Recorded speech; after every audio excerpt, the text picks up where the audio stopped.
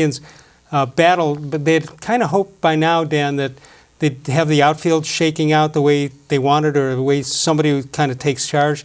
That just hasn't happened. Let's take a look. Yasiel Puig, who of course finished the season last year with the Indians, hit .267, 24 home runs for the season, 2 of them with the Tribe, 84 RBIs and 19 stolen bases. He's still a free agent. Any idea why he's still a free agent? It seems like maybe he's just not a great clubhouse guy, something like that. That's the maybe word. He kind of butts heads with his managers. I mean, this is a guy that has been productive and is still sitting out there for anybody to sign. There had been a report that Francona didn't like him, but that has been denied numerous times. That doesn't mean it's not true. It's just been denied. All right, so let's see what the Tribe potential outfielders are doing right now. Not much.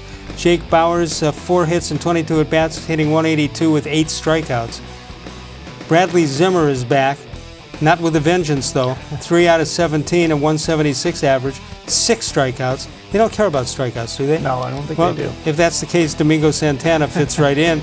2 hits and 17 at-bats, that's a .118 average with 9 strikeouts. How do you strike out 9 times in 17 at-bats in spring training against pitchers who aren't going to be around very long? Jordan-Luplow, of course, played with the Tribe last year. 1 hit in 11 at-bats, hitting .091 with only 4 strikeouts in 11 at-bats. This is embarrassing.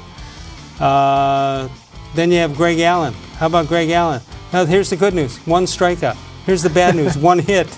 I guess that's an okay ratio. 1 hit versus 1 strikeout. No, 11 home runs versus 1 strikeout would be good. The thing about Allen is every time you consider that he's not going to make it, he does something really good.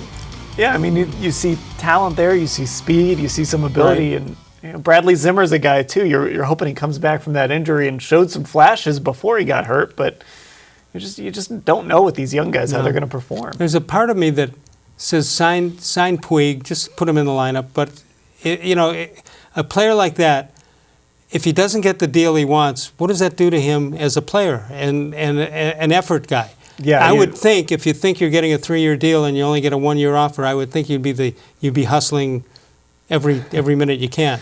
You'd hope, but you never know. And I think with this team in particular, chemistry is so important.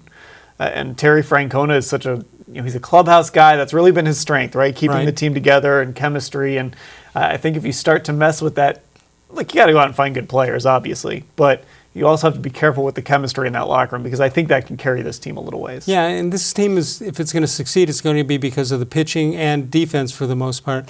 The lineup doesn't look terrible, assuming Ramirez is Ramirez. And you have a strong infield. I mean, you've got obviously Lindor, Jose Ramirez, Carlos Santana. You've got some guys on the infield maybe where you don't traditionally get a lot of offensive production who can produce for you. How about the fact they've got the starting lineup, starting infield, all switch hitters?